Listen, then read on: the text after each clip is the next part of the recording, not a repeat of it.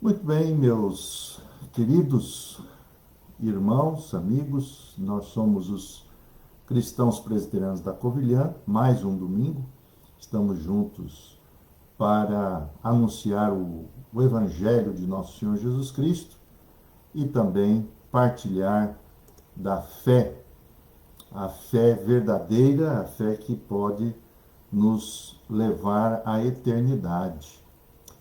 Nós estamos no Facebook, estamos também no YouTube. Então você pode procurar-nos, Cristãos Presbiterianos da Covilhã ou apenas Presbiterianos da Covilhã. Você vai nos encontrar nesses dois YouTube, no Facebook. Também temos transmissões pelo Instagram. Hoje é 24 de outubro e nós estamos já a finalizar o mês de outubro. O tempo está a voar. Mas continuamos aqui então nessa nossa finalidade de podermos partilhar do Evangelho de Nosso Senhor Jesus Cristo. Hoje, o nosso tema que nós queremos tratar com vocês é sobre mais uma parábola de Nosso Senhor Jesus Cristo. Domingo passado nós estávamos a falar sobre a parábola do semeador. E hoje nós vamos trabalhar uma parábola, e eu digo assim, o tema seria uma parábola para os nossos tempos, especialmente no que se refere à parábola do rico e do mendigo, a famosa parábola do rico e de Lázaro. Então, eu gostava de convidar você a buscar a sua Bíblia e podemos abri-la no Evangelho segundo escreveu São Lucas. Então, pegue sua Bíblia, abra no Evangelho de São Lucas, capítulo 16, versos 19 a 31. E vamos ouvir com toda atenção, pedindo que as palavras dos nossos lábios, o meditar do nosso coração, sejam agradáveis ao Senhor. Essa é a nossa oração. E também pedindo ao Espírito Santo que desvende os nossos olhos para que possamos conhecer as maravilhas da lei do Senhor. Então, é essa a nossa oração e esperamos que seja também a tua oração. Então, vamos ouvir pelas palavras de nosso Senhor Jesus essa história, essa comparação que é conhecida por muitos a respeito do rico e do mendigo. No capítulo 16 de Lucas, versos 19 a 31. Então vamos em frente. Palavras do Senhor. Acrescentou Nosso Senhor ainda: havia um rico que se vestia com fatos caríssimos e todos os dias fazia grandes festas. Havia também um pobre chamado Lázaro, coberto de chagas, que costumava ir para a porta do rico, para ver se ao menos comia as migalhas que caíam da sua mesa. Até os cães vinham lamber-lhe as feridas. O pobre morreu e foi levado pelos anjos de Deus para junto de Abraão. O rico também morreu e foi enterrado.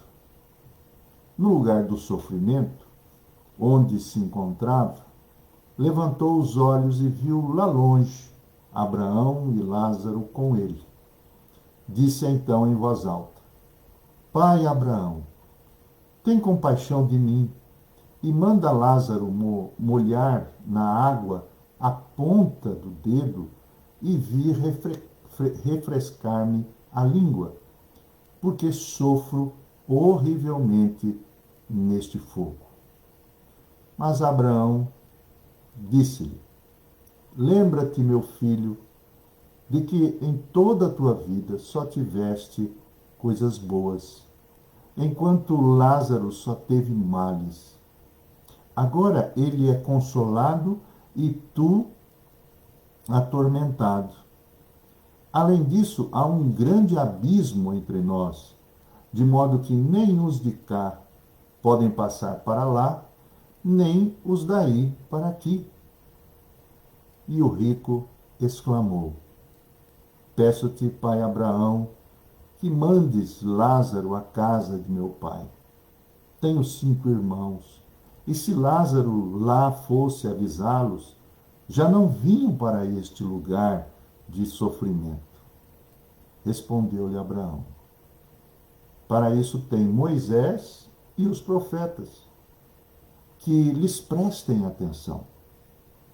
Mas o rico retorquiu: não, pai Abraão, é que se alguém dos que já morreram fosse lá falar-lhes, eles arrepender-se-iam dos seus pecados.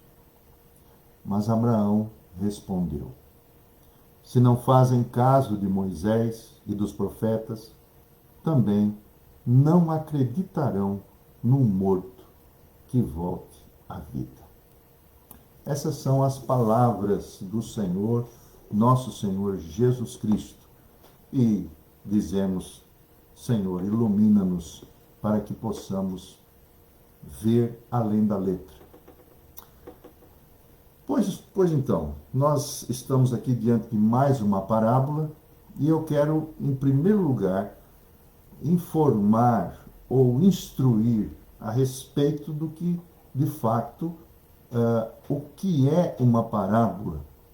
Até porque as pessoas, quando leem os evangelhos ou que leem determinados trechos da Bíblia, acabam se confundindo um pouco porque não colocam os óculos corretos.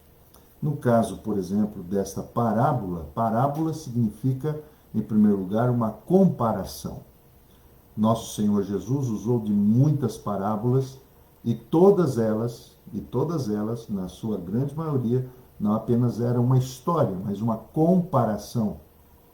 E essa comparação, ela possui enigmas, ou possui questões misteriosas onde a mente humana e simples às vezes não consegue perscrutar e entender.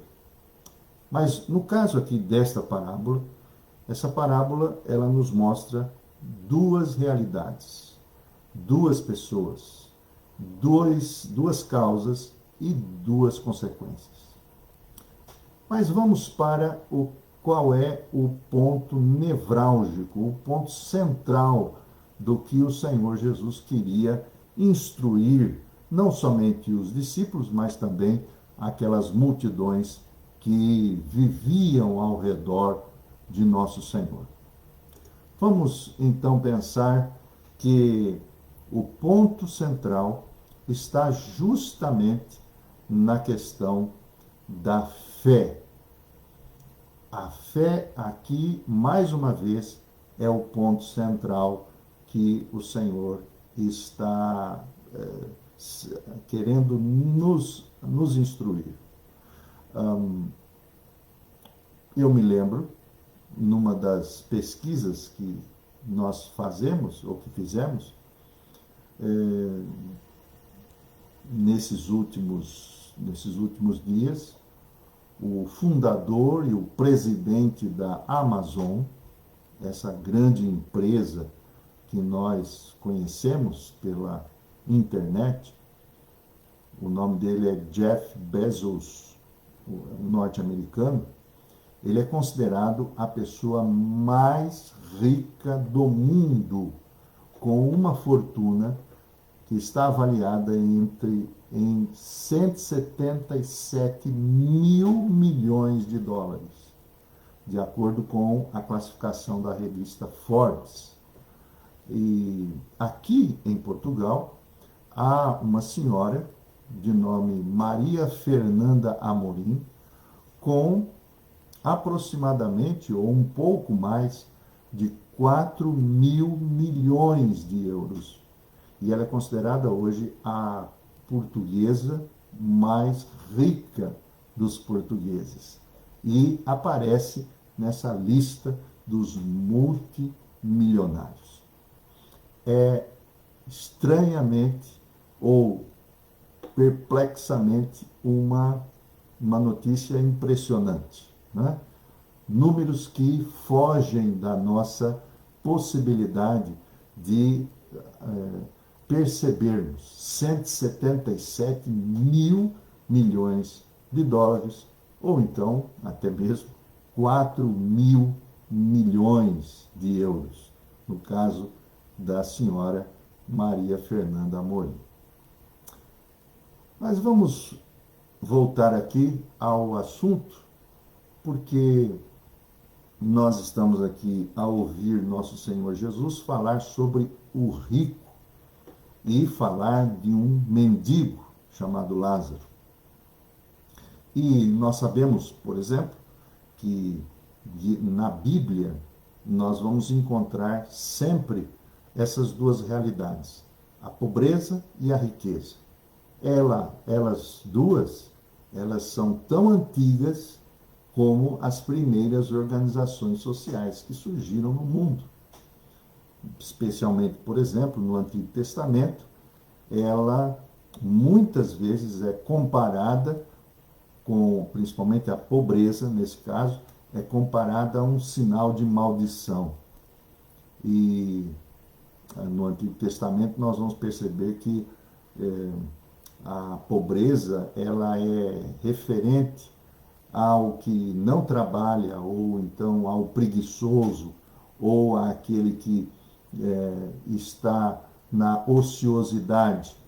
E a Bíblia, no Antigo Testamento, é muito, muito direta a dizer que os que não trabalham, eles recebiam ou eram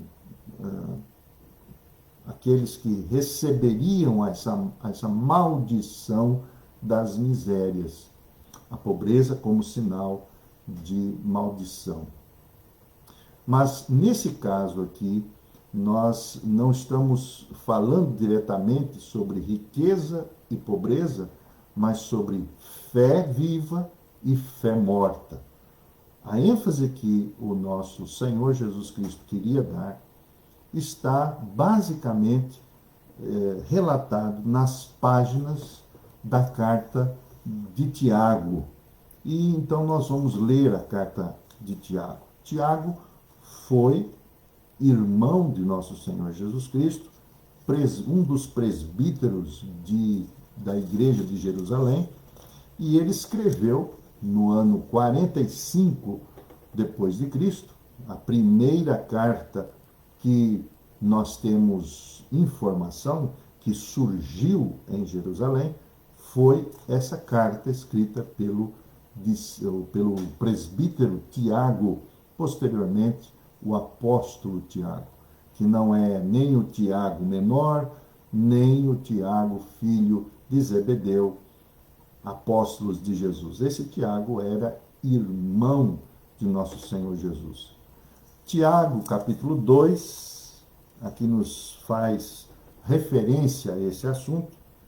Tiago 2, a partir do versículo 14. Preste atenção. Se você tem sua Bíblia, então, abra em Tiago, no finalzinho, mais para o final do Novo Testamento. Então nos diz assim: que importa, meus irmãos, alguém dizer que tem fé, se não a põe em prática? Será que essa fé lhe trará a salvação? Imaginem que algum irmão ou irmã não tem nada que vestir e lhe falta o necessário para comer. Cada dia, poderão dizer-lhes: vão em paz, hão de encontrar com que se aquecer e matar a fome. Mas se não lhes dão aquilo que eles precisam, de que valem essas boas palavras? Do mesmo modo, a fé, se não é posta em prática, está morta. O que nos traz esse texto em ligação à parábola do rico e do mendigo é justamente esses dois parâmetros da vida: a fé viva e a fé que está morta. A fé viva, ela produz, ela sempre vai ser uma fé dinâmica, ela vai sempre levar as pessoas a exercer a sua fé. E a fé morta, que é uma fé abstrata, uma fé que não exige absolutamente nada, ela não vai produzir absolutamente nada. Isso significa que é uma fé morta. O que Tiago está a dizer-nos aqui, nesta carta de Tiago, é uma comparação entre a fé viva, que produz, dinâmica, e essa fé objetiva em Cristo. Por quê?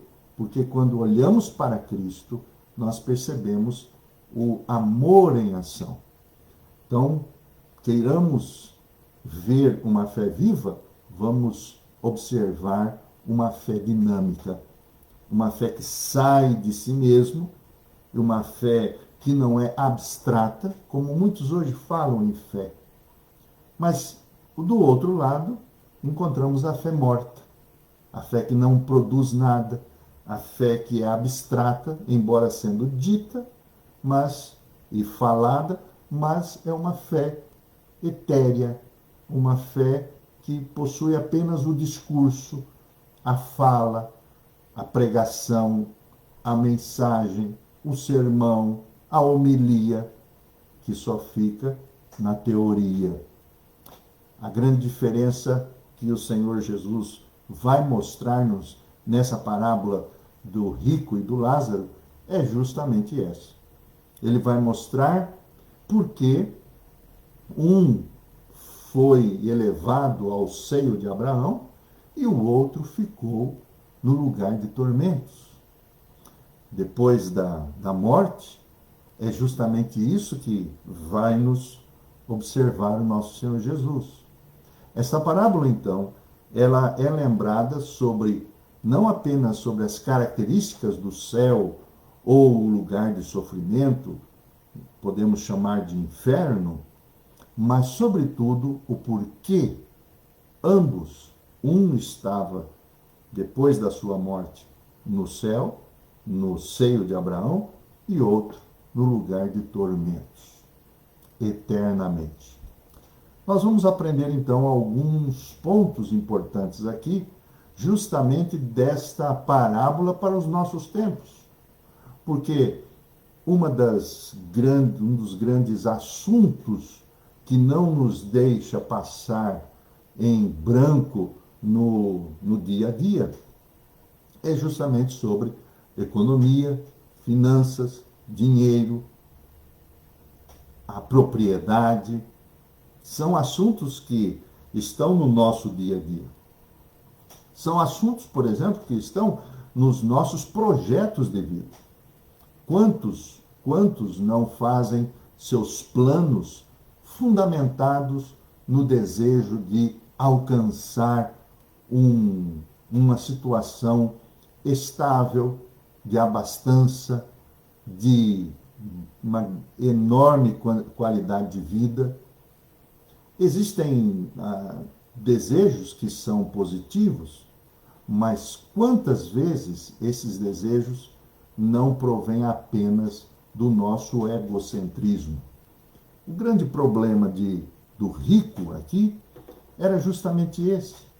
Ele possuía extrema condição de abastança, vivia regaladamente, mas o final da sua vida foi trágico.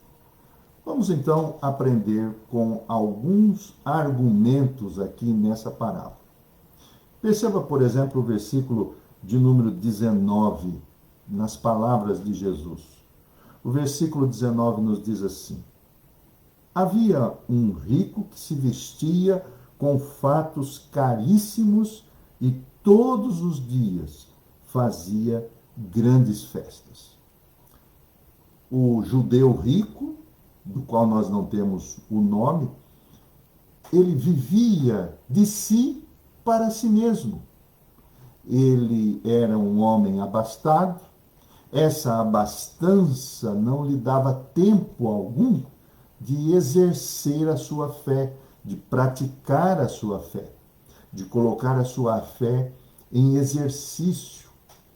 Diz o texto, a história, que ele se vestia com fatos caríssimos, e numa outra versão bíblica diz assim que ele se regalava esplendidamente. Isso nós lembramos muito da ostentação. E ostentar é algo que está no vocabulário do dia a dia de todos nós. Quantos ou como somos levados a ostentar aquilo que, na verdade, por tantas vezes não temos, mas parecemos que temos. Hoje vivemos, por exemplo, uma crise, não somente a crise do ter e do ser, mas também vivemos a crise do parecer.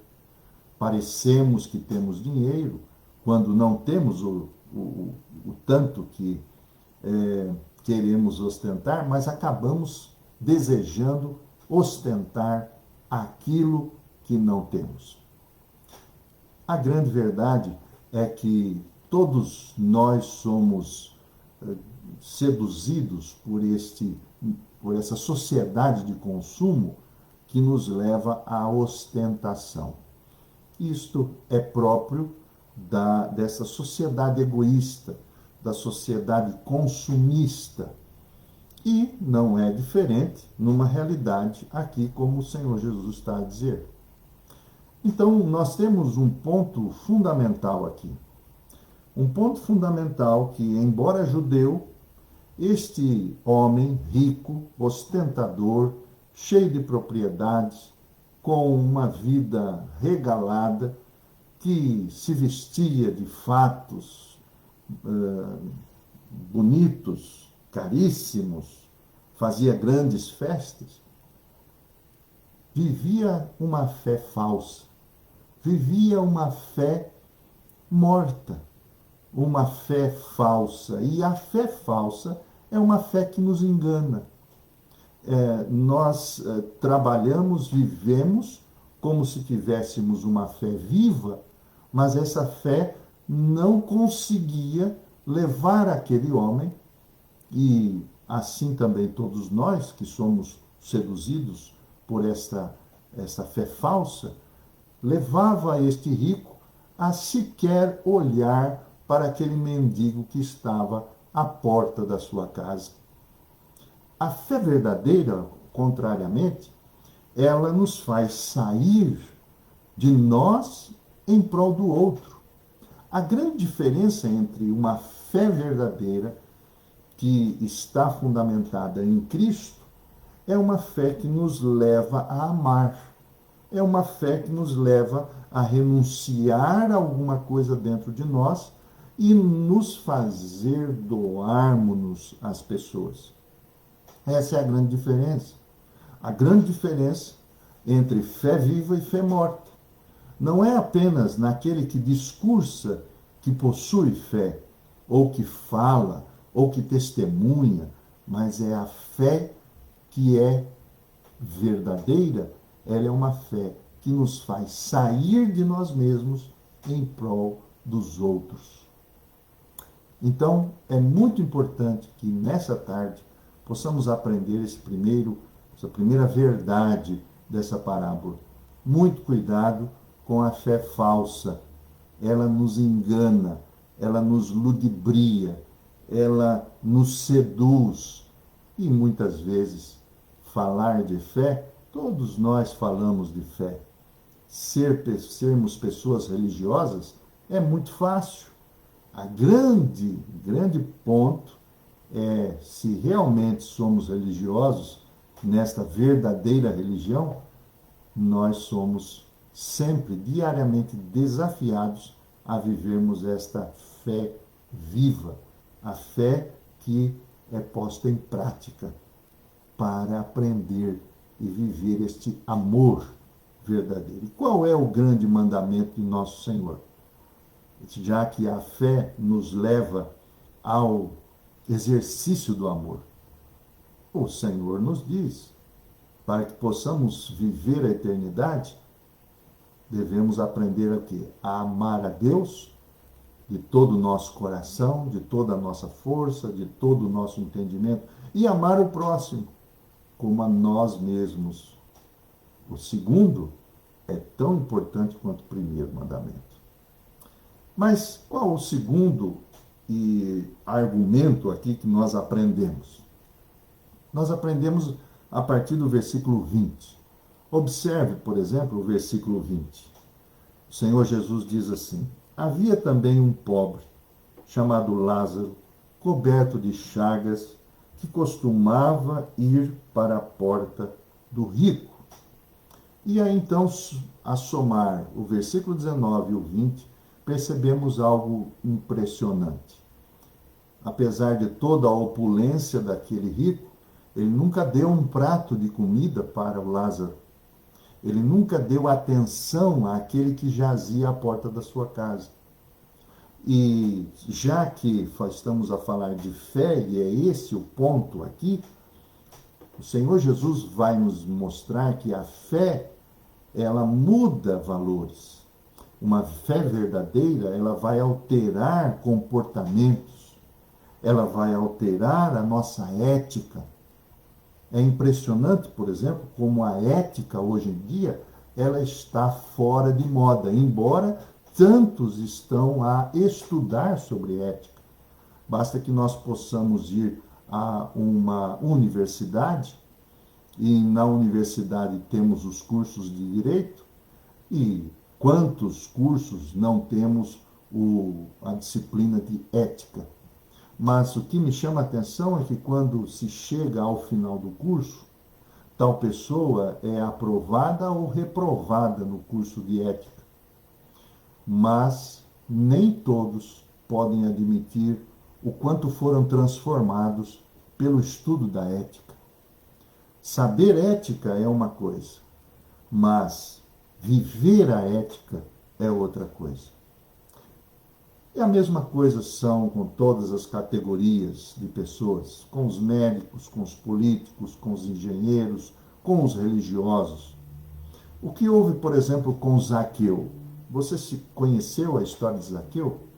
A história de Zaqueu nos fala de um publicano, cobrador de impostos, que um dia, quando Jesus estava a atravessar uma aldeia chamada Jericó, ele ouve a respeito dessa passagem de Jesus e corre para um local mais alto. Ele era, a história nos diz que ele era um homem baixo, de baixa estatura.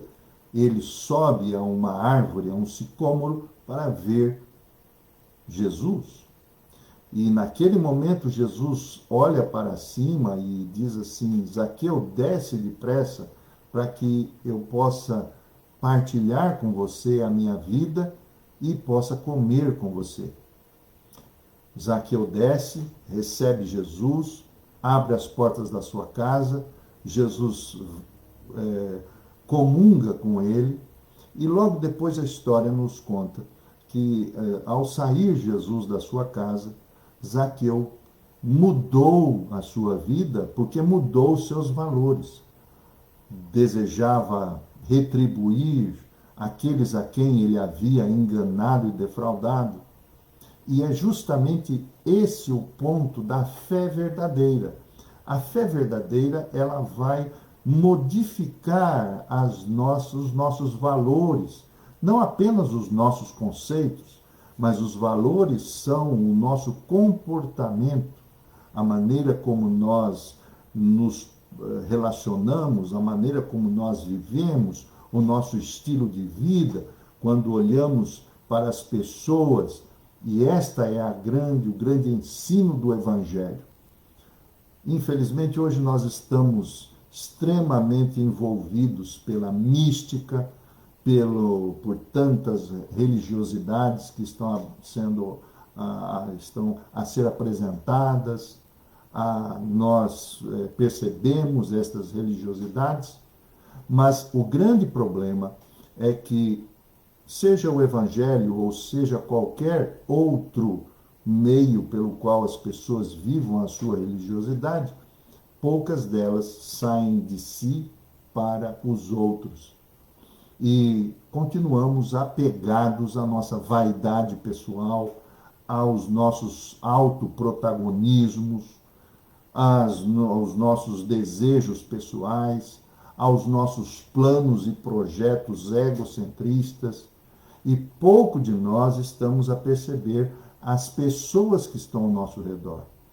Quantos estão chagados, não chagados do ponto de vista físico, também físico, mas quantos estão chagados do ponto de vista emocional, quantos estão vivendo vidas que estão a mendigar uma realidade psicológica onde recebem a opressão, o bullying, a dor, o sofrimento, mas nós não conseguimos perceber essas coisas, porque estamos tão apegados à nossa vaidade.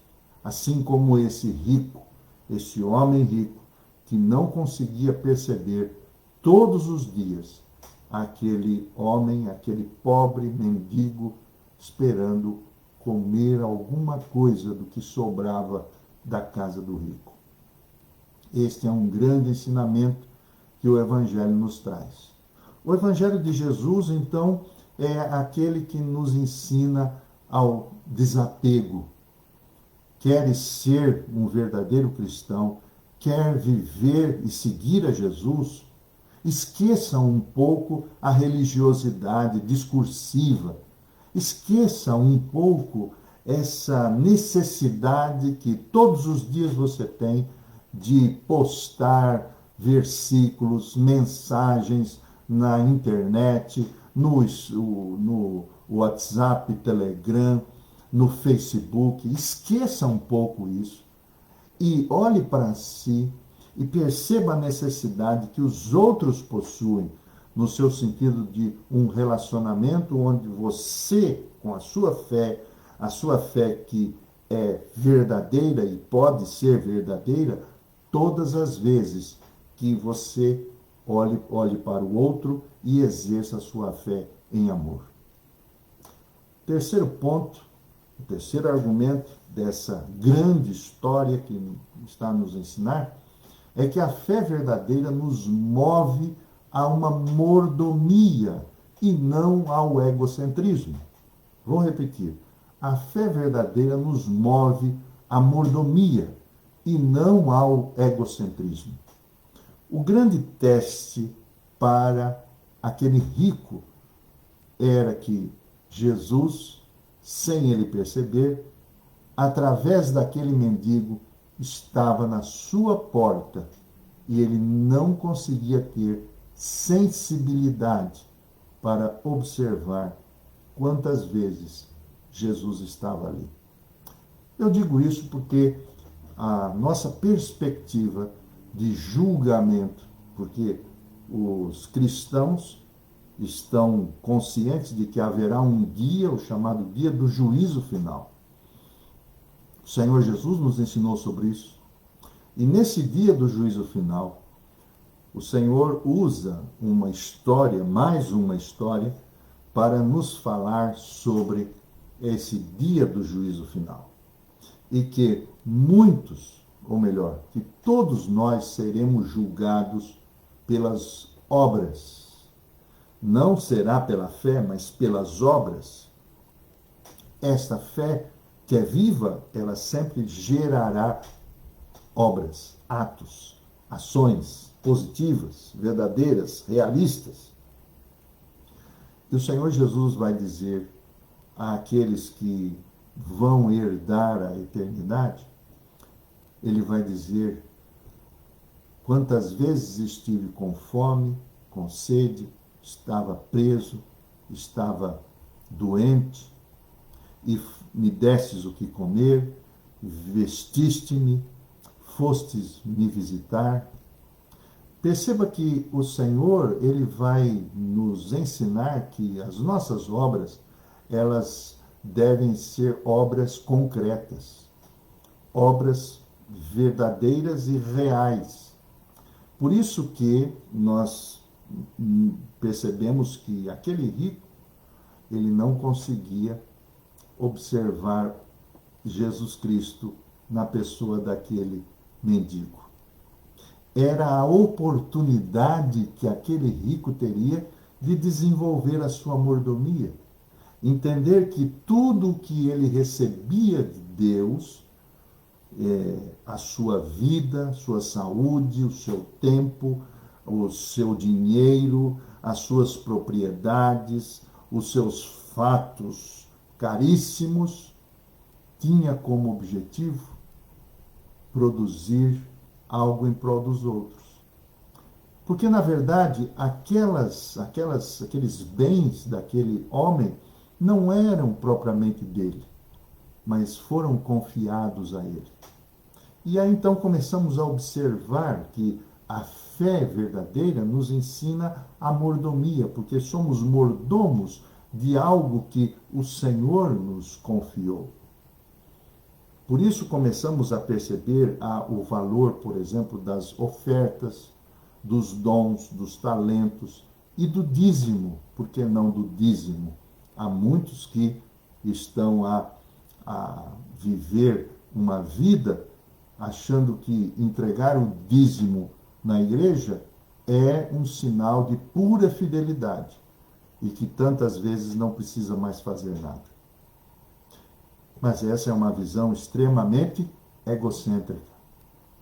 Não é uma fé real, não é uma fé prática.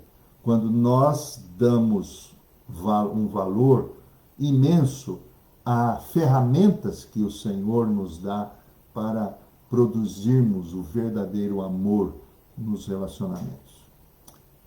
Ora bem, temos algumas aplicações dessa parábola, de tudo aquilo que nós falamos hoje. Em primeiro lugar, ser rico ou ser pobre não é uma questão crucial para Deus, mas sim uma fé que gera amor, altruísmo, aceitação, acolhimento. Estar em segundo plano é o grande sinal da salvação. Queres conhecer uma pessoa que possui um relacionamento profundo com Deus? Ela nunca quer se colocar no centro das coisas, da vida. Ela sempre terá os seus planos submetidos graciosamente e verdadeiramente. Não apenas aquela pessoa que diz, que fala, que deseja, mas a pessoa que está consciente é uma pessoa que sempre está em segundo plano nessa questão de Deus e das pessoas. Segunda aplicação é que a consequência é clara e é muito certa. O rico, que poderia ter todas as condições para estar no seio de Abraão, agora estava no lugar de sofrimento. Isso significa que haverá um julgamento. E esse julgamento não é aquele dia apenas quando o Senhor voltar. Mas a Bíblia nos ensina, e acreditamos nisso, que assim quando nós morremos, ou nós morremos fisicamente, nós já temos a nossa sentença. Ou continuamos do jeito que estamos, e é justamente porque não há dois caminhos. Há a permanência naquela condição de miséria, não apenas a miséria física, mas a miséria mental, emocional, psíquica, a miséria intelectual.